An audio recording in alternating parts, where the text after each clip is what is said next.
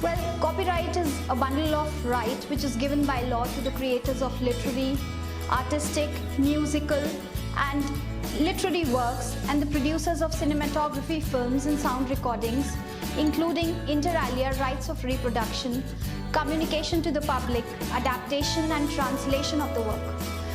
The Copyright Act 1957 protects the original literary, dramatic, artistic and musical works, including cinematography, films and sound recordings, from unauthorized uses. Unlike the case with the patents, copyright protects the expressions and not the ideas. General rule is that copyright lasts for 60 years. In the case of original literary, dramatic and musical and artistic works, the 60-year period is counted from the year following the death of the author. Well, in the case of cinematography, films and sound recordings, posthumous publications, photographs, anonymous and pseudonymous publications, the 60-year period is counted from the date of publication. Subject to certain conditions, some work is permitted without specific permission of the copyright owners. In order to protect the interest of the users, some exemptions have been prescribed with respect to certain uses of work enjoying copyright.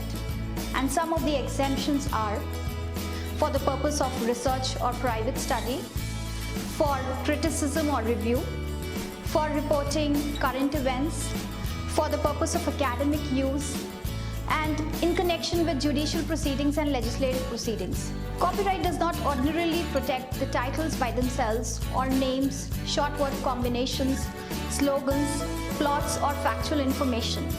It does not protect the ideas as such or the concepts. To get the copyright protection, work must be authentic. It must be original. So in order to protect the names, titles, logos and trademark, you need to register a trademark. It includes your literary, dramatic, musical, artistic works, your photographs, your posthumous and anonymous and pseudonymous publications. The process for filing the copyright registration is, first of all, you need to apply for registration, and that application has to be made in a form with the applicable government fee. Upon filing the government fee and the application for the copyright with complete documentation, the author or the rightful owner has to wait for a mandatory period of 30 days for any objections that could be raised for the Copyright Office against the claim. If no objection is filed within the said period, the application is then formally examined and the objections by the examiner, if any, are raised and they are requested for extra documentation if required.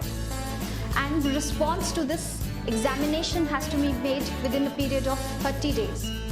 And the copyright registration is issued by the Copyright Office after the objections, if any, are overcome to the satisfaction of the Copyright Office.